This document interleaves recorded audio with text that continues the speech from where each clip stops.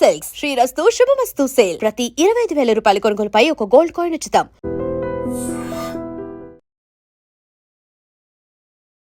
Hi hello నమస్తే, welcome back to iDream media. ఈరోజు మనతో పాటు ఉన్నారు ఇమిగ్రేషన్ లాయర్ అలాగే హైకోర్టు అడ్వకేట్ అని పృథ్వీ గారు. 19 దేశాల మీద అమెరికా వేటు, ముఖ్యంగా ఇక్కడ ప్రజల భద్రత దృష్ట్యా ఇటువంటి ఒక రా రూల్ అయితే మేము తీసుకొస్తున్నాము అని చెప్పేసి అమెరికా ప్రభుత్వం చెప్తుంది. అదేంటంటే 19 దేశాల మీద వాళ్ళు కొన్ని ఆంక్షలు విధించారు. అందులో వీసా ఆంక్షలు అనేవి కొంచెం కట్టుదిట్టంగా ఉన్నాయని చెప్పొచ్చు. అవేంటి అనేది మనకు ఎక్స్ప్లెయిన్ చేయబోతున్నారు సార్ పృథ్వీ గారు. సార్తో మాట్లాడదాం. నమస్కారం సార్. నమస్తే. 19 దేశాల మీద అంటే కనీసం గ్రీన్ కార్డ్ అనే కాకుండా వీసా ప్రాసెస్ కూడా అలౌ చేయని విధంగా ఆంక్షలు తీసుకోబోతుంది అమెరికా అని చెప్పేసి అంటా ఉన్నారు. అది దానికి కారణం ఏంటంటే మళ్ళీ వాళ్ళ దేశ భద్రత అని చెప్తా ఉన్నారు. మరి ఇన్నాళ్ళు ఆ దేశ భద్రత ఏమైపోయింది, అది జాగ్రత్తగా లేదా అని చెప్పేసి ఈ దేశాలు క్వశ్చన్ చేస్తూ ఉన్నాయి. మరి ఈ విషయంపై మీరేమంటారు? 27 నవంబర్ 2025లో వాషింగ్టన్ డీసీలో ఒక గన్ పెడలింగ్ అయితే జరిగింది. దాంట్లో ఇద్దరు ఆఫ్ఘనిస్తాన్ సెటిలర్ ఎవరైతే అక్కడి నుంచి వెళ్ళిన, ఆఫ్ఘనిస్తాన్ నుంచి అక్కడికి వెళ్ళి సెటిల్ అయిన వ్యక్తి ఎవరైతే ఉన్నారో అతను నేషనల్ గార్డ్స్ని షూట్ చేయడం జరిగింది. షూట్ చేసినప్పుడు ఒక అతను స్పాట్లో చనిపోవడం జరిగింది. ఒక లేడీ అయితే హాస్పిటలైజ్ అయింది. She struggling for death. US national guard సంబంధించింది. అది కొంచెం ట్రంప్కి బాగా మూవ్ అయిపోయాడు అతను. ఆయన ఏమన్నాడంటే we don't want to maintain waste countries అన్నాడు. ఈ థర్డ్ నేషనల్ కంట్రీస్ అన్నాడు. థర్డ్ నేషనల్ కంట్రీస్ అంటే ఇంతకుముందు 16 ఉన్నాయి, ఇప్పుడు 19 జాయిన్ చేశాడు. మెయిన్ తను ఒకటి కూడా అక్కసుకు వెళ్ళబోచ్చాడు. బైడెన్ ఈ తీసుకునేటువంటి నిర్ణయానికి ఇప్పుడు మేము బలవుతున్నాం అన్నాడు. అంటే బైడెన్ అంటే ప్రీవియస్ ప్రెసిడెంట్ ఏం చేశాడంటే ఆఫ్ఘనిస్తాన్ సంక్షోభం వచ్చిన తర్వాత అక్కడి నుంచి హుటాహుటీగా ఆఫ్ఘనిస్తాన్ తోటి మాకు రిలేషన్ బాగున్నటువంటి వ్యక్తులు అని చెప్పి కొంతమందిని యుఎస్లో డైరెక్ట్గా తీసుకొచ్చాడు ఎస్లైమ్ కింద. వాళ్ళకి అక్కడ ఆశ్రయం ఇవ్వటం జరిగింది. వాళ్ళకి ఎటువంటి నిబంధనలు లేకుండా డైరెక్ట్గా తీసుకొచ్చేసేసి వీళ్ళందరూ ఆఫ్ఘనిస్తాన్ ఉండలేరు, మనకు చాలా హెల్ప్ చేశారు. అంటే అక్కడ ఆఫ్ఘనిస్తాన్లో వీళ్ళు ఎప్పుడైతే అక్కడ సెక్యూరిటీ ఇష్యూస్లో యుఎస్ సోల్జర్స్ ఇలా ఆపరేషన్ చేస్తున్నారు, ఆ టైంలో మన కోసం వాళ్ళు హెల్ప్ చేశారు, ఇన్ఫార్మర్స్ కింద పనిచేశారు, మనకి చాలా ఆశ్రయం ఇచ్చడం జరిగింది. వాళ్ళందరికీ నేను మా దేశంలో అక్కడ ఉండలేరు, ఉంటే చంపేస్తారు, ఎందుకంటే ఇప్పటివరకు మాకు హెల్ప్ చేసిన వాళ్ళందరినీ కొంచెం ఆటవికంగా చంపుతారు వాళ్ళని, అందుకని మేము వాళ్ళకి అనుకరించి ఇంతమంది తీసుకొస్తున్నామని చెప్పి కొన్ని వేల మందిని యుఎస్ తీసుకురావడం జరిగింది. ఆ తీసుకొచ్చిన వాళ్ళందరికీ బైడెన్ గవర్నమెంట్ కొంచెం సెక్యూరిటీ ఇవ్వడం జరిగింది.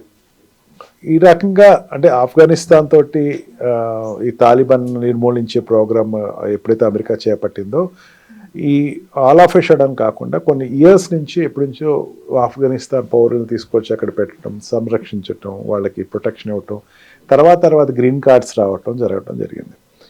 ఆ రకమైనటువంటి తీసుకున్న చర్య వల్ల ఆఫ్ఘనిస్తాన్ వ్యక్తి ఈ రోజున ఇక్కడ మా సెక్యూరిటీ గార్డ్స్ చంపడం జరిగింది. ఇది ఒక ఫూలిష్ యాక్ట్. తను తీసుకున్నటువంటి ఒక చెడ్డ నిర్ణయం వల్ల ఈ రోజున కంట్రీ ఇన్సెక్యూరిటీలో పడింది.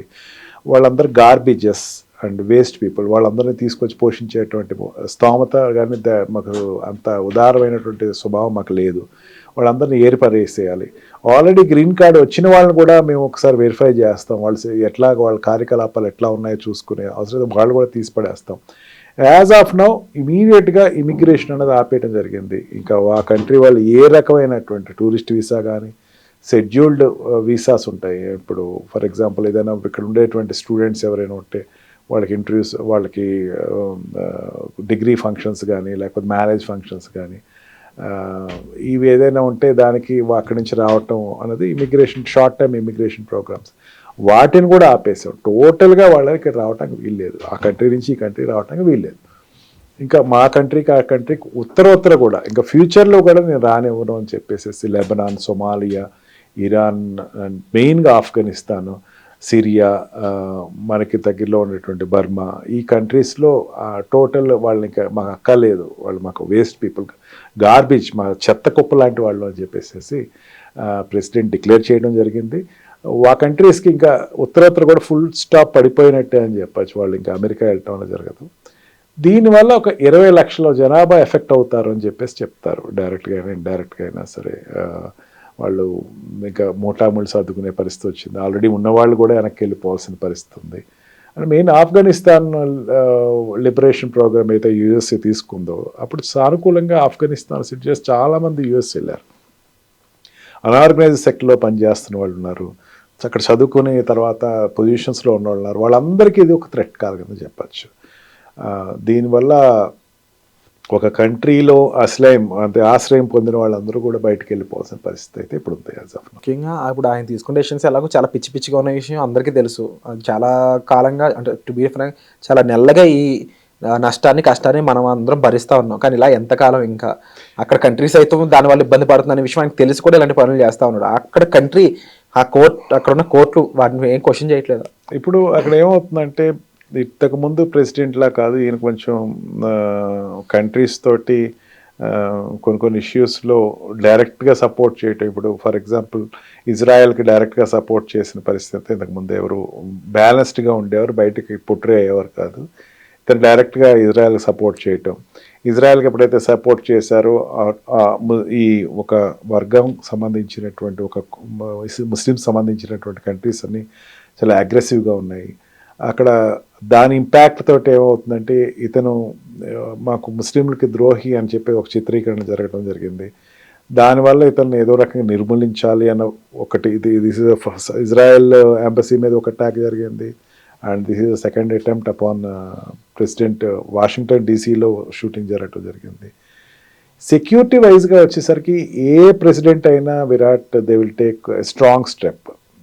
ఇప్పుడు డబ్ల్యూ బుష్ ఉన్నప్పుడు కూడా ఇరాన్ వాళ్ళ మీద కొంచెం అక్కడ ఉన్న వాళ్ళ మధ్య పెత్తనం చేయటం జరిగింది. సెక్యూరిటీస్ అయితే మాత్రం ఏ కంట్రీ కూడా ఉపేక్షించదు. బట్ దానిని నేపం తీసుకుని ఏమవుతుందంటే ఇప్పుడు ఒక డిసిషన్ తీసుకుని ఒకే స్థిర నిర్ణయంతో ఒక వ్యక్తిని నేను అవాయిడ్ చేస్తా అంటే బాగానే ఉంటుంది. కానీ అమెరికా వచ్చేవాళ్ళు అందరినీ శత్రువుల కింద చూసేటువంటి పరిస్థితి ఇప్పుడు ఉన్నటువంటి అక్కడ ఏలియన్స్ అంటే ఇక్కడ నుంచి అమెరికాకి వెళ్ళిన వాళ్ళందరూ అతను చూడటం జరుగుతుంది. అతని కంట్రీకి అది సెక్యూరిటీ కావచ్చు, బట్ ఇక్కడ నుంచి వెళ్ళే వాళ్ళకి కొంచెం ఇబ్బందికరంగానే ఉందని చెప్పచ్చు. సో ప్రతి ఒక్కరూ దీని గురించి స్పందిస్తూనే ఉన్నారు ఏదో రకంగా. బట్ ఇది కొంచెం ఓవర్ ది బోర్డర్ అయిపోతూ ఉంది అని చెప్పేసి చాలా మంది చెప్తా ఉన్నారు. సో ఇంకా ఏం జరుగుతుంది ఈ విషయంలో అనేది అయితే వేచి చూడాలి. మీరేమనుకుంటున్నారు కామెంట్ చేయండి. Thank you so much for the explanations. Thank you. And for more videos, Please subscribe to iDream. Please subscribe to iDream. Please subscribe iDream. And please subscribe to iDream. For more videos, subscribe to iDream. please like, share and subscribe to the channel. Congratulations, iDream. Subscribe to iDream. Subscribe to iDream. So subscribe to iDream Media. iDream की iDream team अंदर की huge congratulations. Please subscribe iDream Media. Please subscribe to iDream.